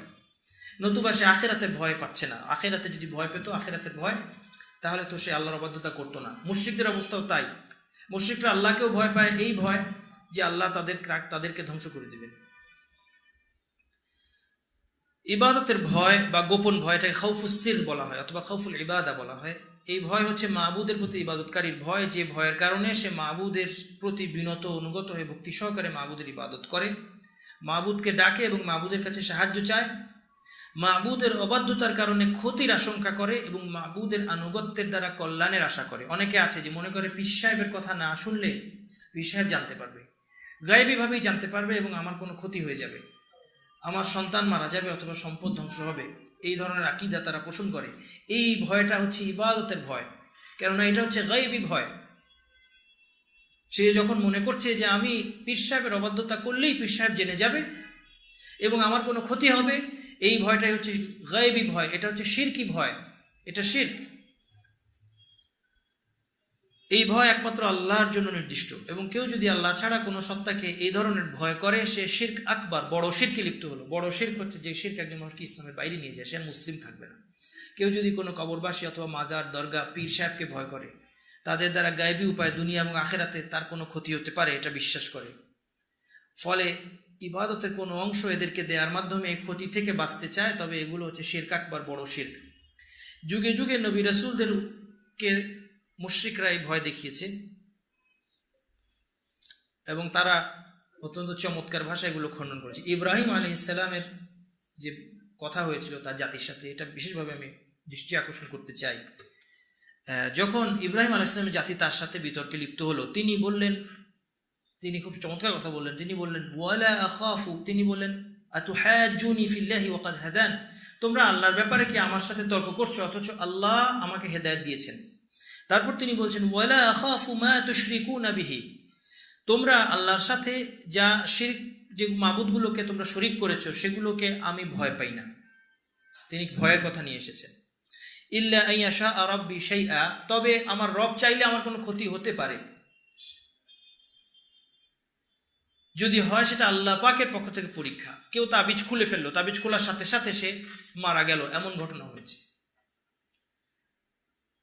অথবা তাবিজ খুললেই অসুস্থ হয়ে পড়ে, যেহেতু এগুলো জিনদের সাথে সংশ্লিষ্ট বিষয় থাকতে পারে, এর মধ্যে ম্যাজিক্যাল স্পেল থাকতে পারে, হতে পারে জাদু দিয়ে অনেক কিছু করা যায়, তবে সবটাই আল্লাহর নিয়ন্ত্রণাধীন। তাবিজ খুলে ফেললে কেউ সাথে সাথে অসুস্থ হয়ে পড়লো, এমন হতে পারে। এটা আল্লাহ পাকের পক্ষ থেকে পরীক্ষা, মনে রাখতে হবে, এটি ইমানের পরীক্ষা, সে আবার তাবিজের কাছে ফিরে যায় কিনা। তিনি বলছেন ইল্লা আইয়াশা রাব্বি শাইআ, যদি আল্লাহ কোনো কিছু চান তাহলে ঘটতে পারে, নতুবা আমি এই মুশরিক তোমার এই মাবুদকে কোনো ভয় করি না। এরপর তিনি বলছেন ওয়া কাইফা আখাফু, এটা অত্যন্ত লক্ষণীয়। তিনি বলছেন ওয়া কাইফা আখাফু মা আশরাকতুম ওয়ালা তাখাফুনা আন্নাকুম আশরাকতুম বিল্লাহি মা লাম ইউনাজ্জিল বিহি আলাইকুম সুলতানা, কিভাবে এটা সঙ্গত হয় যে তোমরা যখন শিরকের মতো অপরাধ করছো তোমরা আল্লাহকে ভয় পাচ্ছ না, অথচ আমি তোমাদের এই মিথ্যা মাবুদগুলোকে ভয় পাবো, যেই সমস্ত মাবুদের অক্ষমতা আর কিছু না হোক বিবেক দ্বারাই প্রমাণিত। বিবেকই বলে দেয় এগুলো কোনো ক্ষতি করতে পারে না। তোমরা যেখানে আল্লাহকে ভয় করছো না, আল্লাহর সাথে শিরকে লিপ্ত হচ্ছ, আল্লাহকে ভয় পাচ্ছ না, আমি কিভাবে ভয় করতে পারি এই মাবুদগুলোকে। এরপর তিনি যে কথাটি বললেন এটা আমাদের সবার চিন্তা করে দেখা দরকার। তিনি বললেন ফাআইয়ুল ফারিকাইনি আহাক্কু বিল আমনি ইন কুনতুম তা'লামুন, দুই দলের মধ্যে কোন দল নিরাপত্তার হকদার বেশি। আসুন আমরা নিজেদেরকে প্রশ্ন করি, আজকে নিরাপত্তার অভাব হচ্ছে অন্যতম সমস্যা। আজকে মুসলিমদের মতো নিরাপত্তাহীন কোনো জাতি বোধহয় পৃথিবীতে নেই। মুসলিম জাতি আমরা সবচেয়ে বেশি নিরাপত্তাহীনতায় ভুগছি আজকে মুসলিম হওয়ার কারণে। ইব্রাহিম আলাইহিস সালাম এখানে একটা রেটোরিক্যাল প্রশ্ন ছুড়ে দিয়েছেন, আইয়ুল ফারিকাইনি আহাক্কু বিল আমনি, কোন দুই দলের মধ্যে, মুশরিক এবং মুমিন, দুই দলের মধ্যে কোন দল নিরাপত্তা লাভের উপযোগী, কাদের নিরাপদ থাকার কথা, ইন কুনতুম তা'লামুন, যদি তোমরা জানতে। এরপর আল্লাহ তাআলা বলছেন আল্লাযীনা আমানু ওয়া লাম ইয়ালবিসু ঈমানাহুম বিযুলমিন উলাইকা লাহুমুল আমনু ওয়া হুম মুহতাদুন, যারা ঈমান এনেছে এবং ঈমানের সাথে শিরক মিশ্রিত করেনি। যুলম এসেছে এখানে শব্দটা, হাদিস আল্লাহ রাসূল ব্যাখ্যা করে দিয়েছেন এই যুলম অর্থ এখানে শিরক। যারা শিরক মুক্তভাবে ঈমান এনেছে উলাইকা লাহুমুল আমনু, সমস্ত নিরাপত্তা তাদের জন্য বরাদ্দ আছে।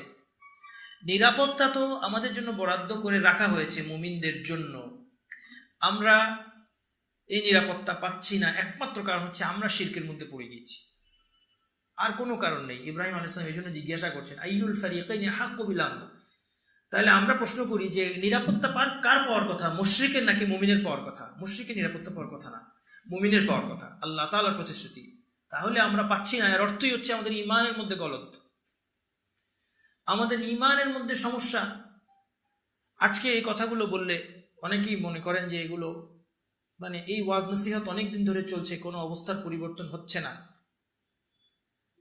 বাস্তবতা হচ্ছে মুসলিম সমাজ, যেই মুসলিমদেরকে আমরা নিরাপত্তা দিতে চাচ্ছি, আমরা বিভিন্ন জন বিভিন্ন পন্থায়, আমাদের এক একজনের হয়তো এক এক পন্থা আছে যে আমরা চাই যে মুসলিম সমাজে নিরাপত্তা আসুক।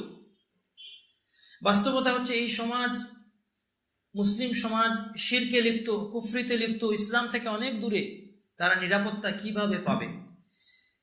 অনেকে এই আলোচনাগুলো করলে অনেকে মনে করেন যে এই ওয়াজ অনেকদিন ধরে চলছে, চলবে, কোনো পরিবর্তন হবে না, এই ওয়াজ করে কোনো লাভ নেই। আমরা বলবো এই ওয়াজের মধ্যেই আসলে কল্যাণ আছে, যদি আমরা বুঝতে পারতাম। কেননা নিরাপত্তা প্রতিশ্রুতি আছে মুমিনদের জন্য। ওয়াদাল্লাহুল্লাযীনা আমানু মিনকুম, এই আয়াতটি আমাদের খুব ভালো করে মনে রাখা দরকার। আল্লাহ তাআলা বলছেন ওয়াদাল্লাহুল্লাযীনা আমানু মিনকুম ওয়া আমিলুস সালিহাত, আল্লাহ তাআলা তোমাদের মধ্যে যারা ঈমান এনেছে এবং নেক কাজ করেছে তাদেরকে প্রতিশ্রুতি দিয়েছেন, প্রতিশ্রুতি দিচ্ছেন আল্লাহ। কাদেরকে? ঈমান এবং আমল যারা করবে, ঈমান আনবে এবং নেক আমল করবে আল্লাহ রাসূলের দেখানো পথে, তাদের প্রতি ওয়াদা আল্লাহ তাআলা লিয়াস্তাখলিফান্নাহুম ফিল আরদ, তাদেরকে পৃথিবীতে আল্লাহ তাআলা নেতৃত্ব দান করবেন, খেলাফত দান করবেন। ইস্তিখলাফ, প্রতিনিধিত্ব এবং নেতৃত্ব আল্লাহ তাআলা তাদেরকে দান করবেন। লা ইয়াস্তাখলিফান্নাহুম, শুধু দান করবেন না, লাম দিয়ে তাকিদ দেওয়া হয়েছে, নুনের তাসদীদ দিয়ে তাকিদ দেওয়া হয়েছে, অবশ্যই দান করবেন। লা ইয়াস্তাখলিফান্নাহুম ফিল আরদি, বিশ্বাস হয় না? কামাস্তাখলাফাল্লাযীনা মিন ক্বাবলিহিম, যেমনি ভাবে তোমাদের পূর্ববর্তী, কামাস্তাখলাফাল্লাযীনা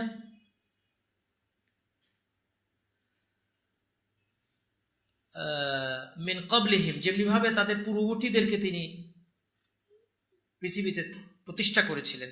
ওয়ালা ইউমাক্কিনান্না লাহুম দীনাহুমুল্লাযী তাদা লাহুম, আর তাদের জন্য যেই দ্বীনকে আল্লাহ পছন্দ করেছেন সেই দ্বীন ইসলামকে প্রতিষ্ঠা করবেন আল্লাহ তাআলা। এগুলো আল্লাহ তাআলার প্রতিশ্রুতি, ঈমান এবং আমলের ভিত্তিতে প্রতিশ্রুতি।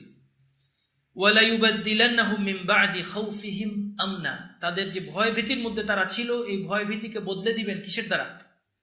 আমনা, নিরাপত্তার দ্বারা। তাহলে ইয়াবুদুনানি লা ইউশরিকুনা বিশাইআ, তারা শুধু আমার ইবাদত করবে, আমার সাথে কাউকে শরীক করবে না। তাহলে দেখুন, আমরা যারা চাই যে মুসলিমরা নিরাপত্তা লাভ করুক, আমরা যারা চাই যে পৃথিবীতে জমিনে মুসলিমদের হাতে ক্ষমতা এবং প্রতিনিধিত্ব আসুক, নেতৃত্ব আসুক, আমাদের ফোকাস করতে হবে ঈমান এবং নেক আমলের দিকে। এটি আমি আমার পকেট থেকে বলছি না, কোরআন এবং হাদিসের মধ্যে এগুলো আপনারা পাবেন। কোরআনের আয়াত থেকে বলছি যে যদি আমরা শিরক থেকে এই জাতিকে বের করতে না পারি, তাহলে এই জাতি, আপনি পৃথিবীর সব মানুষ চেষ্টা করে ওই জাতিকে বিজয় দিতে পারবে না। যদি অবিশ্বাসীরাও চেষ্টা করে, আমাদেরকে বিজয় দান করতে পারবে না, যদি না আমরা শিরক থেকে বের হই। এমনি ভাবে নবী মুহাম্মদ সাল্লাল্লাহু আলাইহি ওয়াসাল্লাম তিনিও যে বাণী প্রচার করেছেন আল কোরআনের মাধ্যমে, এই একই কথা সেখানেও, ইন্নাল্লাযীনা তাদউনা মিন দুনিল্লাহি ইবাদুন আমসালুকুম, আল্লাহ ছাড়া যাদেরকে তোমরা ডাকছো তারা তোমাদের মতোই বান্দা। ফাদউহুম ফালিয়াস্তাজিবু লাকুম ইন কুনতুম সাদিকিন, আল্লাহ রাসূল চ্যালেঞ্জ করছেন, তোমরা তাদেরকে ডাকো, দেখি তোমাদের ডাকে তারা সাড়া দেয় কিনা। মুমিনদের উচিত এরকম সাহসী হওয়া। এরপর বলছেন এই আয়াতের শেষে আল্লাহ তাআলা তার নবীকে বলতে বলছেন, কুল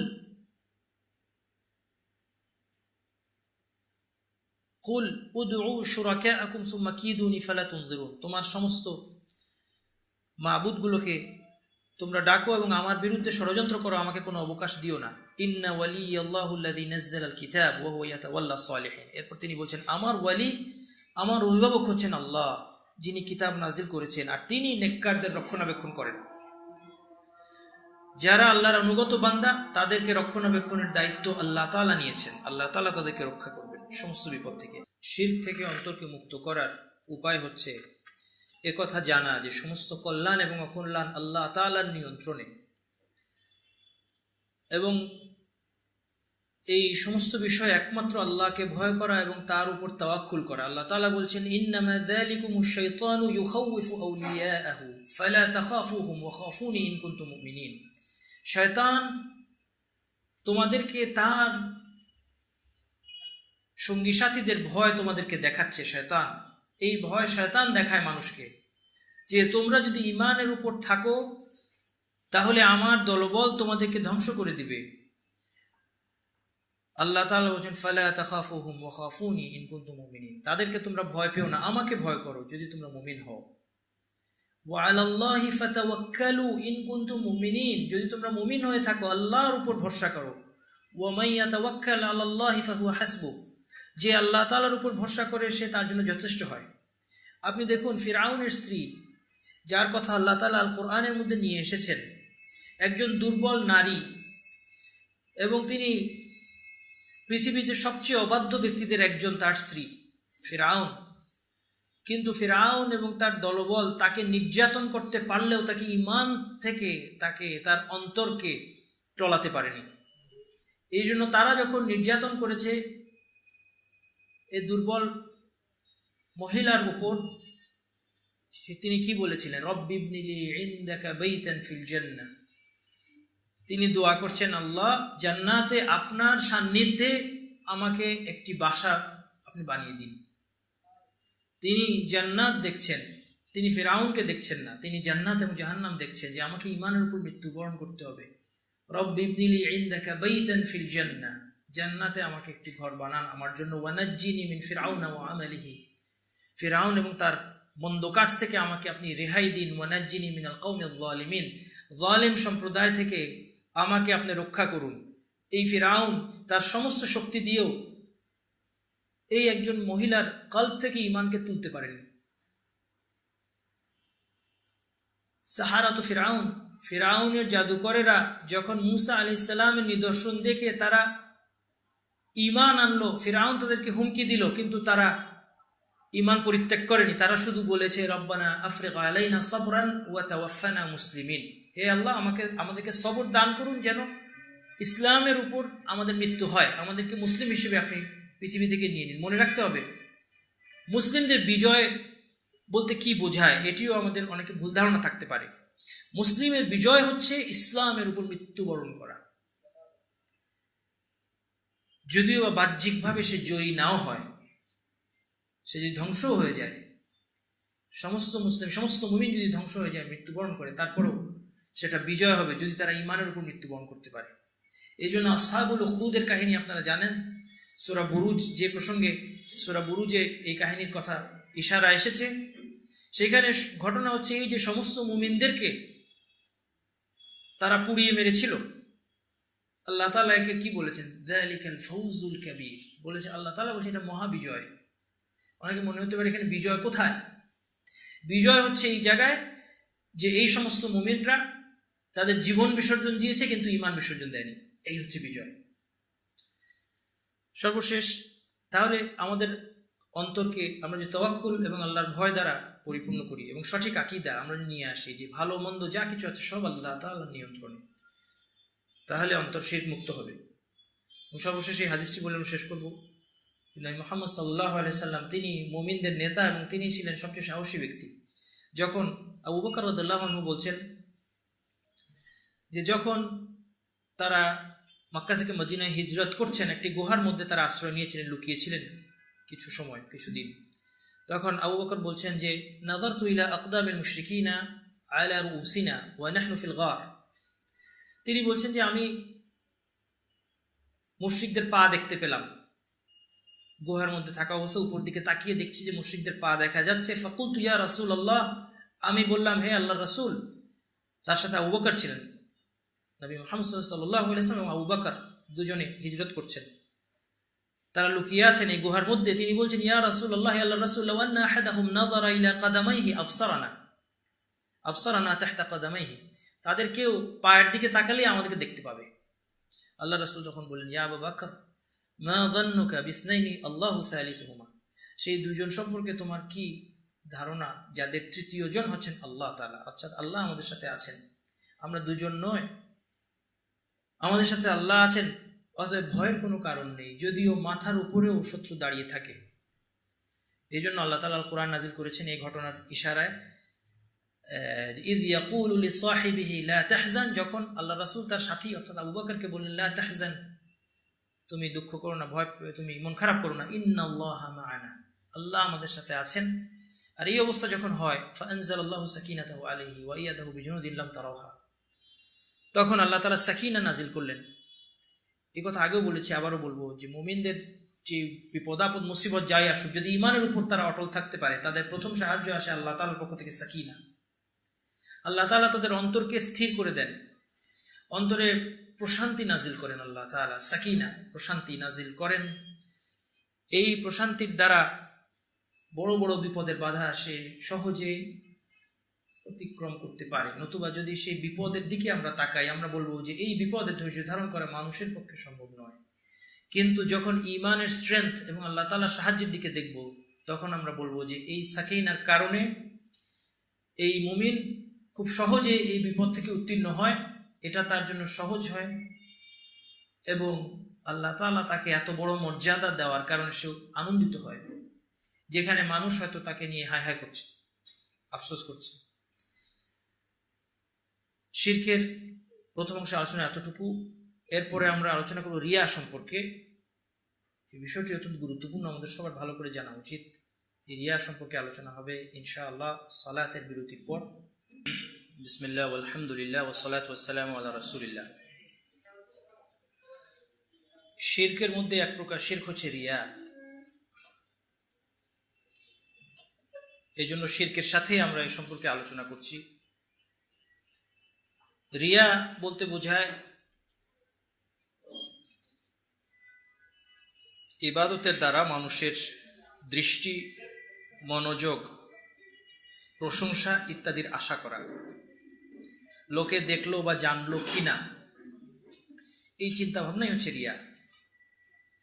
এর দ্বারা কারো উদ্দেশ্য প্রশংসা করানো হতে পারে, কারো উদ্দেশ্য হতে পারে নিন্দা থেকে বাঁচা, আবার কারো অন্যান্য বিবিধ উদ্দেশ্য থাকতে পারে। কোনো একটি ইবাদত করার সময় মানুষের মনোযোগ, দৃষ্টি, প্রশংসা এগুলোর আশা করা, একেই বলা হচ্ছে রিয়া। এটি অত্যন্ত মারাত্মক একটি রোগ। এটি মূলত এই কারণে মারাত্মক যে রিয়া একজন ব্যক্তির আমলের যতটুকুর মধ্যে আসবে ততটুকুকে সে নষ্ট করে দেবে। রিয়া যতটুকু আমলের মধ্যে, যতটুকু ইবাদতের মধ্যে আসবে ততটুকু ইবাদত বাতিল। শুধু বাতিলই নয়, বরং এই রিয়ার কারণে এই ব্যক্তি শাস্তির যোগ্য।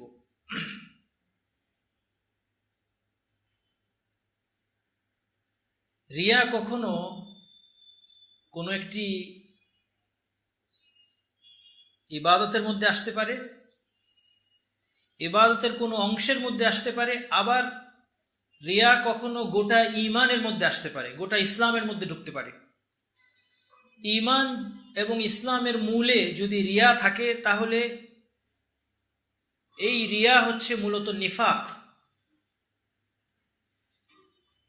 যার গোটা দ্বীনের মূল অথবা তার মূল ঈমান বা ইসলামটাই লোক দেখানো, যার ঈমানটাই লোক দেখানো, ইসলামটাই লোক দেখানো, তার এই রিয়া হচ্ছে মূলত নিফাক।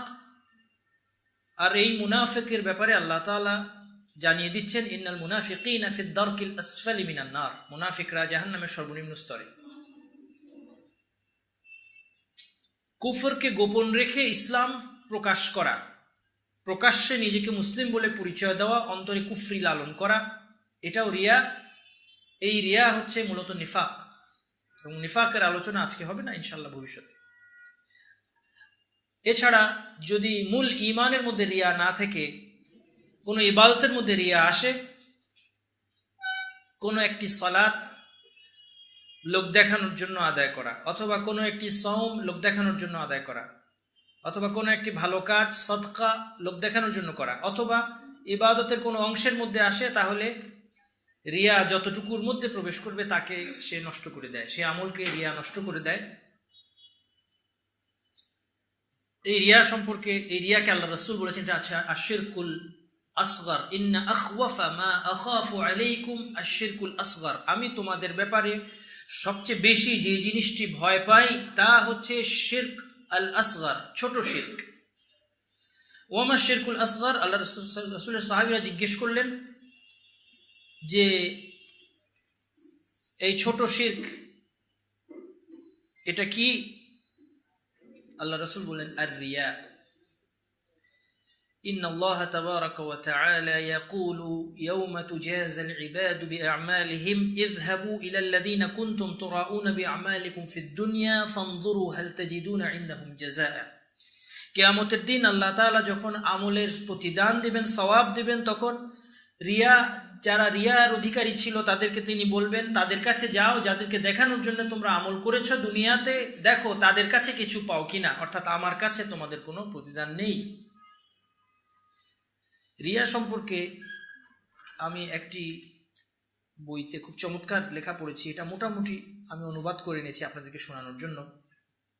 এখানে বিশেষভাবে যেই অংশটি আমি আপনাদেরকে শোনাবো, সেখানে বলা হচ্ছে যে রিয়া এমন এক মারাত্মক ব্যাধি যা শুধু সাধারণ মুসলিম নয়, বরং মুসলিমদের মধ্যে যারা অগ্রগামী আলেম উলামা অথবা আল্লাহর রাস্তায় জিহাদকারী, আল্লাহর রাস্তায় দানকারী, অর্থাৎ ইসলামে যে বড় বড় ভালো কাজগুলো আছে সেই কাজে যারা নিয়োজিত আছে তারা রিয়া থেকে মুক্ত হতে পারে না। তিনি বলছেন, মোটামুটি আমি একটা অনুবাদ করে এনেছি, ভাবানুবাদ। সেখানে বলছেন যে রিয়া এমন রোগ যার দ্বারা কেবল সাধারণ মুসলিম নয়, বরং আলেমগণ, ইবাদত গুজার ব্যক্তিবর্গ, আল্লাহর রাস্তায় জিহাদকারী, সৎ কাজে আদেশ, মন্দ কাজে নিষেধকারী সহ অন্যান্য ভালো কাজে অংশগ্রহণকারীরা আক্রান্ত হয়ে থাকে। তাহলে রিয়ার বিষয়টি, রিয়ার আলোচনা যেন পাপাচারীদের চেয়ে বেশি দরকার হচ্ছে প্র্যাকটিসিং মুসলিমদের, যারা ইসলামকে মানতে চাচ্ছে তাদের যেন বেশি দরকার।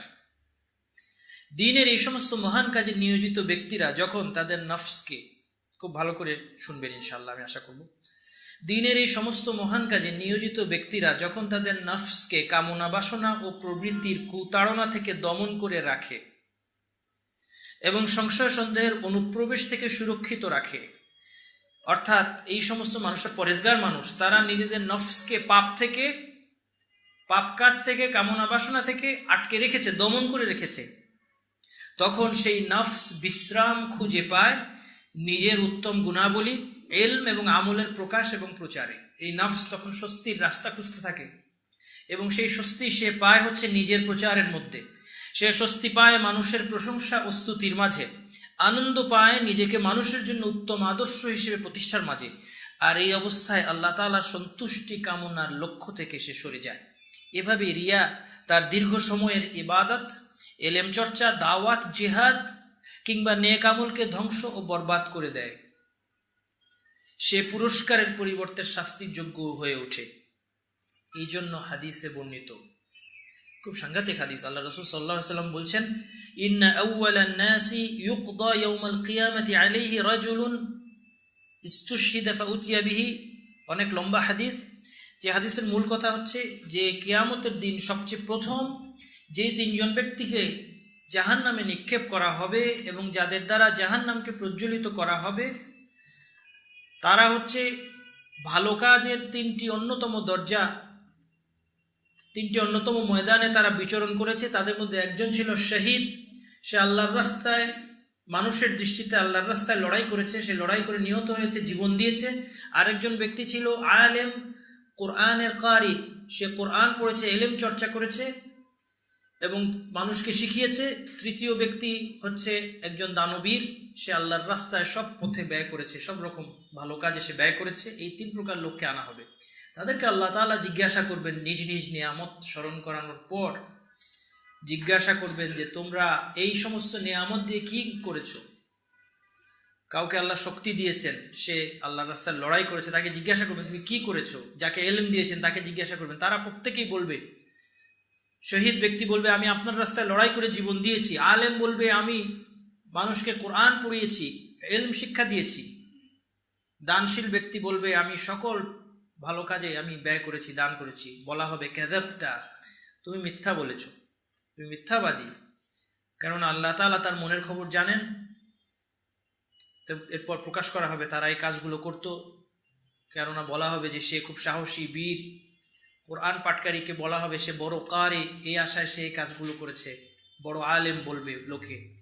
অথবা দানবীর ব্যক্তি, সে মানুষ তাকে দানবীর বলবে, এই জন্য দান করেছে। এরপর তাদেরকে জাহান্নামে ফেলা হবে। ইলমের চর্চা, দাওয়াত, জিহাদ কিংবা ইবাদতের বড় কোনো ময়দানে আমলকারী উপলব্ধি করে যে সে যখন এই মহান কাজে আত্মনিয়োগ করবে এবং প্রয়োজনীয় সময়, শক্তি, সম্পদ, মেধা ব্যয় করার মাধ্যমে ত্যাগ স্বীকার করবে, তখন মানুষ কথার দ্বারা তার প্রশংসা করবে।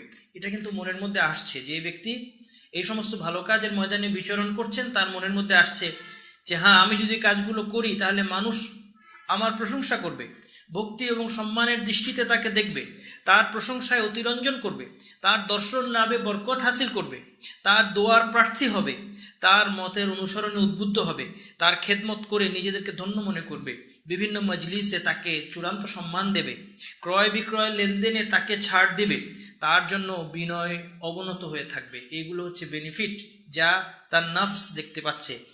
আর মানুষের কাছ থেকে এই আচরণ পাওয়ার যে স্বাদ, মানুষের কাছে এই সম্মান, মর্যাদা এবং সুবিধা পাওয়ার যে স্বাদ, তা তার নিকট সমস্ত ভোগবিলাসের চেয়ে বেশি উপভোগ্য হয়ে ওঠে, সকল কামনার চেয়ে বড় কাম্য বস্তুতে পরিণত হয়। আর এই বিরল সম্মান এবং মর্যাদার স্বাদ আস্বাদনের স্বার্থে তার নিকট পাপ কাজ পরিত্যাগ করা এবং প্রয়োজনীয় ত্যাগ স্বীকার করা অত্যন্ত হালকা এবং সহজ হয়ে যায়। এটা অত্যন্ত বিপজ্জনক একটি বিষয় যে হয়তো তাকে দেখে, এমন একজন লোককে দেখে মানুষ ভাবছে যে সে কিভাবে কত সুন্দর পাপ কাজ থেকে বেঁচে আছে, আল্লাহর আনুগত্যে সে দিন রাত ব্যয় করছে, অথচ হতে পারে এর সব কিছুর পিছনে তার প্রেরণা হচ্ছে এই যে বেনিফিটগুলো বলা হলো, মানুষের কাছে যে সম্মান, মর্যাদা সে লাভ করবে, এইগুলো হচ্ছে তার প্রেরণা। এই অবস্থায় সে নিজেকে আল্লাহর পথে অগ্রপথিক ভেবে তৃপ্ত থাকে এবং ধোঁকায় পড়ে যায়, অথচ সে উপলব্ধি করে না যে তার সমস্ত আমলের প্রেরণা হচ্ছে রিয়া, যা তার সমস্ত আমলকে বরবাদ করে তাকে জাহান্নামের যোগ্য করছে। হয়তো মুনাফিকদের খাতায় তার নাম উঠে যাচ্ছে। এই জন্য রিয়া একটি মারাত্মক একটি বিষের মতো, শয়তানের একটি অন্যতম কূটচাল। কিন্তু এটি এমন বিষ যার স্বাদ সুমিষ্ট। এই বিষপানকারী এর বিষক্রিয়া যখন উপলব্ধি করে তখন হয়তো অনেক দেরি হয়ে যায়। এই জন্য প্রয়োজন হচ্ছে রিয়ার ব্যাপারে সার্বক্ষণিক সতর্কতা এবং সচেতনতা, সেই সাথে আল্লাহ তাআলার কাছে সাহায্য এবং আশ্রয় প্রার্থনা করা। রিয়ার লক্ষণ হচ্ছে মানুষের সামনে আমলে উৎসাহ পাওয়া, একাকী আমল করতে শিথিলতা অনুভব করা, আলস্য অনুভব করা, এটা রিয়ার লক্ষণ। তেমনি প্রশংসা করা হলে বেশি বেশি আমল করা, আর নিন্দার সম্মুখীন হলে আমল ছেড়ে দেয়া, এটিও রিয়ার লক্ষণ। মানুষ বিভিন্ন বিষয়ের দ্বারা রিয়ায় লিপ্ত হয়, যেমন দেহ, পোশাক ও সাজসজ্জা, কথা, কাজ, শিক্ষক বা অনুসারী এবং অন্যান্য বিষয়। কিভাবে? যেমন কেউ দেহকে মলিন, দুর্বল, পুষ্টিহীন দেখায়, পোশাক এবং চুল ময়লা থাকে, আলুথালু, সে দেখাতে চাচ্ছে যে ইবাদতে ব্যস্ত থাকার কারণে তার দেহ দুর্বল, তার পোশাকের যত্ন করার সময় নেই, রিয়া। কথার মাধ্যমে রিয়ার উদাহরণ হলো বক্তৃতা, ওয়াজ, সৎ কাজে আদেশ, মন্দ কাজে নিষেধের ক্ষেত্রে নিজের জ্ঞান ও শ্রেষ্ঠত্ব জাহির করা, প্রয়োজন ছাড়াও কথা বলতে থাকা। অনেক মজলিসে দেখা যায়, এটা আপনারাও লক্ষ্য করবেন, একটা মজলিসে একজন জ্ঞানী লোক আছে কিন্তু, এবং ইসলামী বিষয়েই আলোচনা হচ্ছে, কিন্তু সবাই কথা বলছে। একজন জ্ঞানী লোক যখন আছে আমাদের মাঝে, আমাদের উচিত তাকেই বলতে হবে। যদি ইসলামের কথাই বলতে হয়, সবাই কথা বলা জরুরি না। সবাই কেন কথা বলে? কারণ সবাই দেখাতে চায় যে আমারও এই ডিসকাশনে পার্টিসিপেট করার মতো কিছু জ্ঞান আমার মধ্যেও আছে। প্রয়োজন ছাড়া কথা বলতে থাকা, মানুষের সামনে সবসময় ঠোঁট নেড়ে জিকির করতে থাকা, এগুলো রিয়ার লক্ষণ। আমি চুপচাপ বসে থাকবো, সবাই দেখবে, তার চেয়ে আমি ঠোঁট নেড়ে জিকির করি, তাহলে মানুষ দেখবে যে সবসময় সে জিকির করে। তর্কে জয়ী হওয়ার চেষ্টা, মন্দ কাজে অতিরিক্ত ক্রোধ কিংবা দুঃখের প্রকাশ, এগুলো রিয়ার লক্ষণ।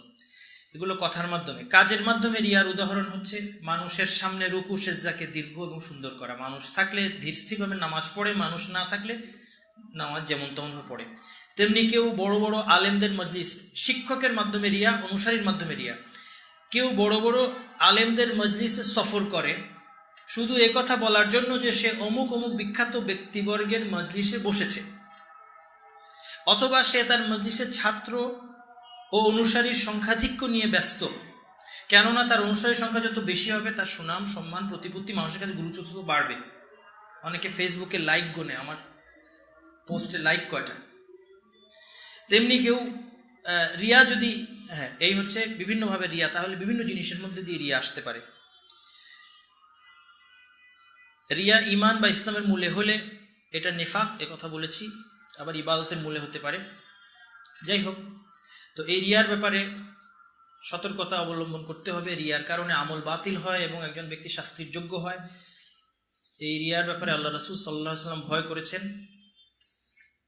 আরও অনেকগুলো হাদিস আছে, আমি সেগুলো না বলে এখন সর্বশেষ যে বিষয়টা আলোচনা করবো ইনশাআল্লাহ, এটি শেষ বিষয়। তা হচ্ছে রিয়ার প্রতিষেধক কী, রিয়ার উপশম কিভাবে হবে, রিয়া থেকে কিভাবে বাঁচা যাবে। 1 নম্বর হচ্ছে দোয়া, আল্লাহ তাআলার কাছে ধন্যা দেয়া যে হ্যাঁ আল্লাহ, আমাদের কলবকে আপনি রিয়া থেকে মুক্ত করে দিন। আল্লাহ রাসূল একটা সুন্দর দোয়া শিখিয়েছেন।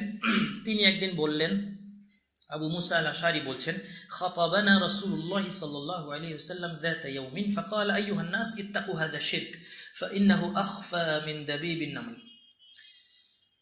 আবু মুসা বলছেন যে আল্লাহ রাসূল একদিন আমাদের উদ্দেশ্যে বক্তব্য রাখলেন এবং বললেন, হে লোক সকল, এই শিরক থেকে তোমরা বেঁচে থাকো। অর্থাৎ রিয়ার কথা তিনি বলছেন, এটি এক প্রকার শিরক, এ থেকে তোমরা বেঁচে থাকো, কেননা তা পিঁপড়ার চলাফেরার চেয়েও অপ্রকাশ্য।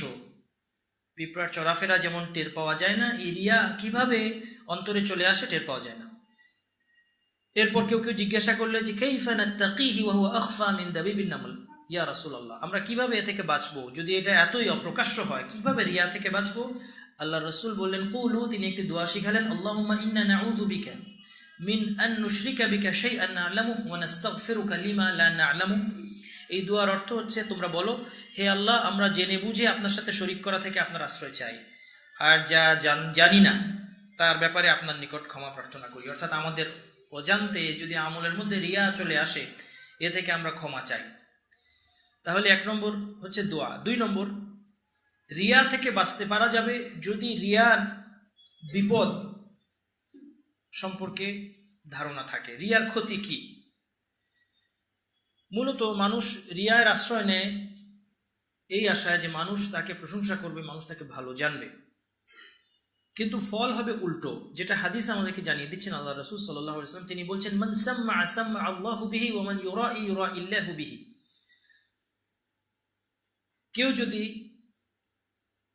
নিজের ভালোত্ব প্রকাশের জন্য শুনিয়ে মানুষকে কোনো কথা বলে, যেটাকে বলা হয় সুমা, অথবা মানুষকে দেখিয়ে কোনো কাজ করে, রিয়া, তাহলে আল্লাহ তাআলা তার যে গোপন দোষ আছে সেটাকে প্রকাশ করে দিবেন। এটা হচ্ছে সে যা চেয়েছিল তার বিপরীত বিষয় দিয়ে তাকে শাস্তি দেয়া।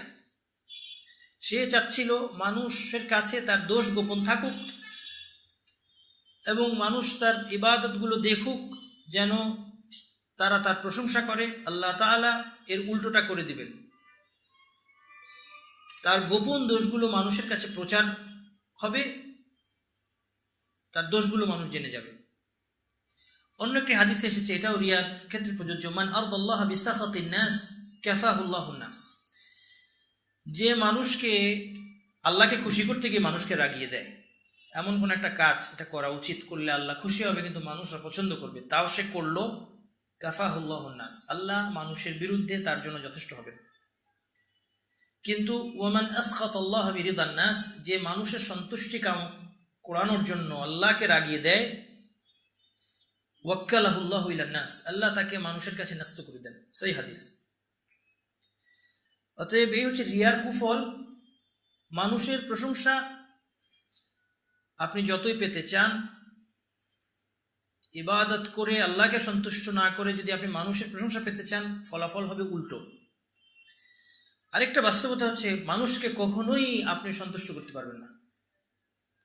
যদি মানুষ কারো উপর সন্তুষ্ট হতো, সকল মানুষ, তাহলে সবার আগে তারা আল্লাহর ব্যাপারে রাজি থাকতো। কিন্তু আপনি শুধু ভেবে দেখুন যে আল্লাহ সম্পর্কে মানুষ কত কটু কথা বলছে, বিশ্বের বেশিরভাগ মানুষ। যদি মানুষের মধ্যে কারো উপর সন্তুষ্ট হওয়ার সবার উপায় থাকতো, তাহলে আল্লাহ রাসূল সাল্লাল্লাহু আলাইহি ওয়াসাল্লামের উপর সবার সন্তুষ্ট হওয়ার কথা। এই জন্য একটা সুন্দর ছড়া আছে, ওয়াল্লাহি লাউ সাহিবাল ইনসানু জিবরিলা লাম ইয়াসলামিল মারউ মিন ক্বালা ওয়া মিন কিলা। আল্লাহর শপথ, যদি একজন ব্যক্তি জিবরিলের কেউ তার সাথী বানায়, মানে ফেরেশতাদের সাথেও চলাফেরা করে, তাও সে ক্বালা ওয়া কিলা থেকে বাঁচতে পারবে না। মানে গুজব, তার সম্পর্কে কথা রটবেই, সে কটু কথা থেকে বাঁচতে পারবে না। কদ কিলা ফিল্লাহি আকওয়ালুন মুসান্নাফা তুতলা ইযা রুতিলাল কুরআনু তারতিলা। আল্লাহর সম্পর্কে অনেক মন্দ কথা রচিত হয়েছে, যেমনিভাবে কোরআন তেলাওয়াত করা হয় তেমনিভাবে এগুলোও পাঠ করা হয়। যেমন বাইবেল পড়ছে অবিশ্বাসীরা, আল্লাহর উপর সন্তান আরোপ করছে, কত মন্দ কথা, কত নিকৃষ্ট কথা, এগুলো তো পড়া হচ্ছে। قد قيل إن له ولدا وصاحبة زورا عليه وبهتانا وتضليلا هذا قولهم في الله خالقهم فكيف لو قيل فينا بعض ما قيل।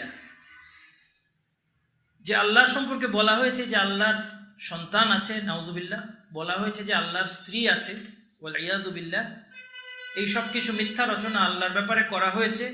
যদি মানুষের তাদের স্রষ্টা সম্পর্কে বক্তব্য এই হয়, তাহলে আমাদের সম্পর্কে যা বলা হয় তার কিছুটা বলা হলে আর কি করার আছে। যেখানে আল্লাহ সম্পর্কে, তাদের খালেক সম্পর্কে মানুষ এই সমস্ত কথা বলছে, তাহলে আমাদের সম্পর্কে যদি কিছু কথা বলেই, তাহলে খুব আশ্চর্য হওয়ার কোনো কারণ নেই। এই জন্য আমাদেরকে সাবধান থাকতে হবে রিয়ার কুফল সম্পর্কে, এবং মানুষকে সন্তুষ্ট করার চেষ্টা, এটা ধরেই নেন যে এটা হচ্ছে একটা মানে ফেইল্ড প্রজেক্ট, মানুষকে সন্তুষ্ট করা যাবে না। আসুন আমরা আল্লাহকে সন্তুষ্ট করার জন্য কাজ করি, মানুষ কি বললো না বললো এগুলোর দিকে আমল না দিই। এরপর হাদিসের মধ্যে রিয়ার কুফল সম্পর্কে আরও এসেছে, বিশেষ করে ইলমের ক্ষেত্রে এসেছে, মান তাআল্লামা ইলমান মিম্মা ইবতাগা বিহি ওয়াজহুল্লাহি আযজা ওয়া জাল্লা লা ইয়াতাআল্লামুহু ইল্লা লিয়ুসিবা বিহি আরাদান মিনাদ দুনিয়া লাম ইয়াজিদ আরফাল জান্নাতি ইয়াওমাল কিয়ামা। এমন কোনো জ্ঞান, দ্বীনের জ্ঞান, যা আল্লাহর সন্তুষ্টির জন্য অন্বেষণ করা হয়, শুধুমাত্র পার্থিব স্বার্থে যদি কেউ সেই জ্ঞান অন্বেষণ করে, তবে এই জ্ঞানের ফজিলত সে তো পাবেই না, বরং কিয়ামতের দিন জান্নাতের ঘ্রাণও সে পাবে না। মান তালাবাল ইলমা লিইউজারিয়া বিহিল উলামা আও লিইউমারিয়া বিহিস সুফাহা আও ইয়াসরিফা বিহি উজুহান নাস ইলাইহি আদখালাহুল্লাহুন নার। যে জ্ঞানের দ্বারা আলেমদের সাথে বিতর্ক করতে চায়, অথবা অজ্ঞদেরকে তর্কে পরাস্ত করতে চায়, অথবা মানুষের দৃষ্টি নিজের দিকে আকৃষ্ট করতে চায়, এই উদ্দেশ্যে যে জ্ঞান শিক্ষা করবে, আল্লাহ তাআলা তাকে জাহান্নামে প্রবেশ করাবেন। এগুলো সহিহ হাদিস। দিন শিক্ষার্থীদেরকে খেয়াল রাখতে হবে, দায়ী দিন শিক্ষার্থী অনেকের মধ্যে এ ধরনের উদ্দেশ্য কাজ করে যে সে দিন শিখতে চায়, কোরআন শিখতে চায় বিতর্ক করার জন্য। বিতর্ক করা অথবা কোনো একটা বিষয়ে কথা বলে মনোযোগ আকর্ষণ করা, বিখ্যাত হওয়া, এগুলো উদ্দেশ্য যদি হয়, তাহলে এর পরিণতি জাহান্নাম।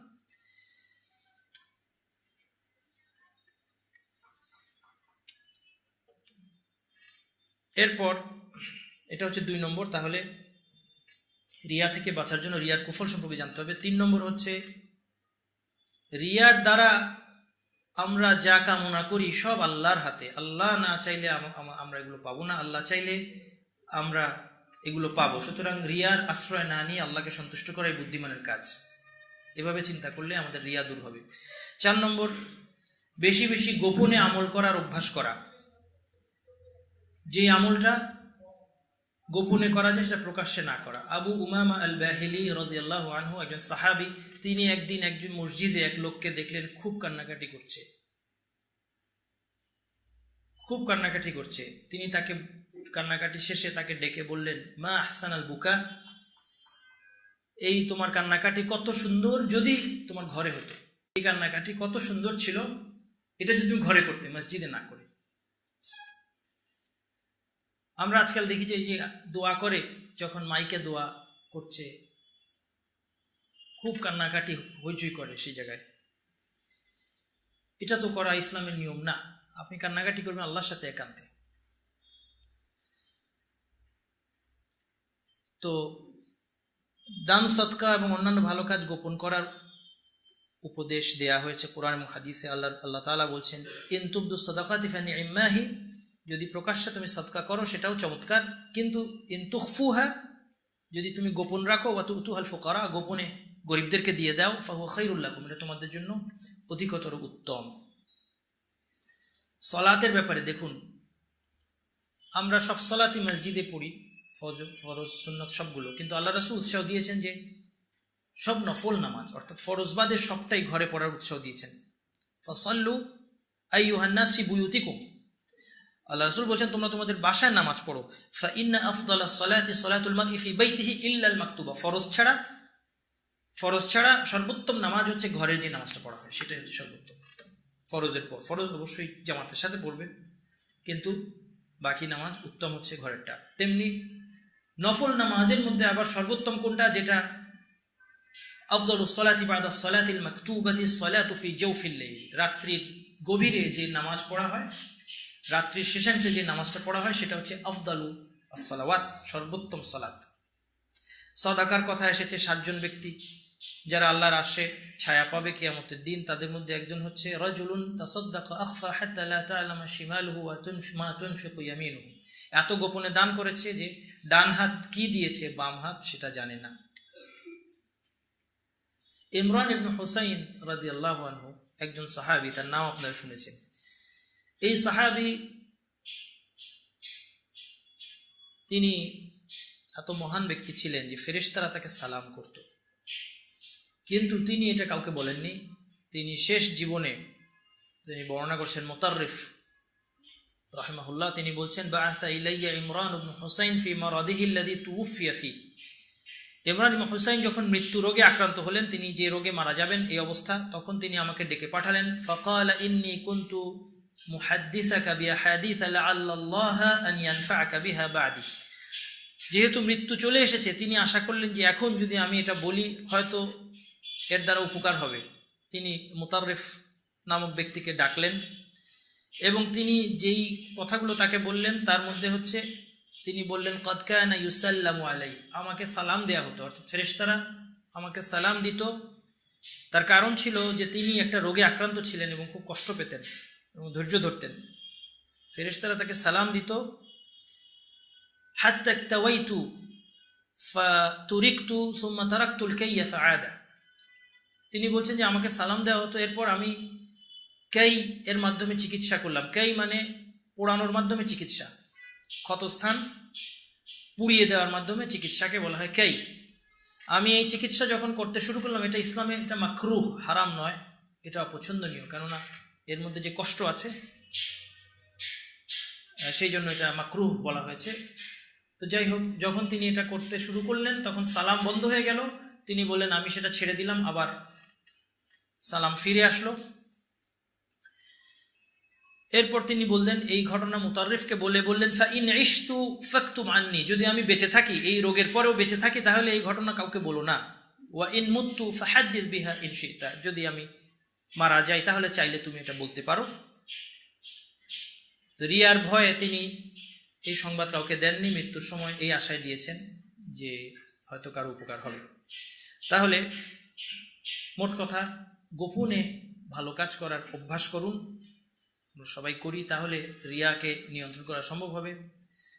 এরপর রিয়া কয়েকটি পর্যায়ে মানুষের কাছে আসে। প্রথম পর্যায়ে মানুষ উপলব্ধি করে যে লোকে আমাকে দেখছে, দ্বিতীয় পর্যায়ে প্রশংসার আশা জন্ম নেয়, তৃতীয় পর্যায়ে সে কাজটি করে রিয়ার দ্বারা অনুপ্রাণিত হয়ে। এক্ষেত্রে একটা সমাধান হচ্ছে, প্রথম যে মুহূর্তে লোকেরা দেখছে এই উপলব্ধি অন্তরের মধ্যে আসলো, তখনই সেটা দমন করা এবং নিজেকে বোঝানো যে লোকে দেখার সাথে আমার কি আসে যায়, লোকে দেখলো কি না দেখলো তাতে কি আসে যায়। 6 নম্বর হচ্ছে ইখলাসের ব্যাপারে মুজাহাদা করা, সাধনা করা। ইখলাস সম্পর্কে অনেক সুন্দর সুন্দর কথা আছে। একান্তভাবে আল্লাহর জন্য ইবাদত করাই হচ্ছে ইখলাস। ইখলাস সম্পর্কে 2-1টা সুন্দর কথা বলে আমরা শেষ করে দিচ্ছি। একজন বলেছেন আল মুখলিসু মান ইয়াকতুমু হাসানাতিহি কামা ইয়াকতুমু সাইয়্যাতিহি, এটা হচ্ছে ইখলাসের লক্ষণ। মুখলিস হচ্ছে ওই ব্যক্তি যে যেমনিভাবে মানুষ গুনাহকে ঢেকে রাখে, গুনাহের কথা প্রচার করে না, তেমনি এই লোক তার ভালো কাজগুলো ঢেকে রাখে, এই ব্যক্তি হচ্ছে মুখলিস। কেউ কেউ বলেছেন আল ইখলাসু ফাকদু রুইয়াতিল ইখলাস, ইখলাস হচ্ছে ইখলাস দেখতে না পাওয়া। فإن من شاهد في إخلاصه الإخلاص فقد احتاج إخلاصه إلى إخلاص, যে তার ইখলাসের মধ্যে ইখলাস দেখতে পায় তার ইখলাসের প্রয়োজন। অর্থাৎ যে দেখতে পাচ্ছে যে আমি মুখলেস, আমার ইখলাস আছে, তার ইখলাসের প্রয়োজন, এটাই জানান দিচ্ছে যে তার ইখলাসের মধ্যে ঘাটতি আছে। আরেকজন বলেছেন তাখলিসুন নিয়াতি আলাল উম্মাল ইয়াশাদ্দু আলাইহিম মিন জামিল আমাল, সমস্ত আমল করার যে কষ্ট তার চেয়ে বেশি কষ্ট হচ্ছে নিয়তকে বিশুদ্ধ করা। সুহেলকে জিজ্ঞাসা করা হলো আইয়ু শাইইন আশাদ্দু আলা নফস, নফসের জন্য সবচেয়ে কষ্টকর বিষয়টি কি? তিনি বলেন আল ইখলাস, ইয লাইসা লাহা ফিহি নসিব, ইখলাস সবচেয়ে কষ্টের বিষয়, কেননা এতে তার কোনো অংশ নেই, নফসের কোনো অংশ নেই ইখলাসের মধ্যে। ইখলাস মানে পুরোটা আল্লাহর জন্য।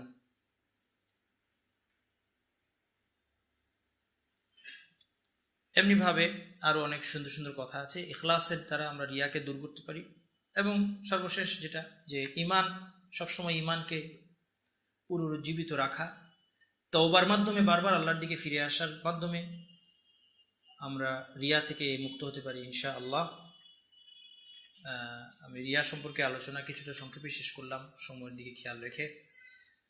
ইখলাস সম্পর্কে একটু বিস্তারিত আলোচনা ইতিপূর্বে আমরা করেছি। আপনারা আমাদের ভিডিও ইখলাস ইবাদতের প্রাণ, এই ভিডিওতে ইখলাস সংক্রান্ত বিস্তারিত আলোচনা পাবেন। যারা ছিলেন না সেই আলোচনা, তারা ডিভিডি সংগ্রহ করতে পারেন।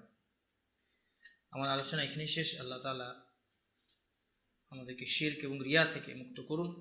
আগামীতে অন্তরের অন্যান্য রোগগুলো নিয়ে আলোচনা চলবে ইনশাআল্লাহ। সুবহানাকাল্লাহুম্মা ওয়া বিহামদিকা।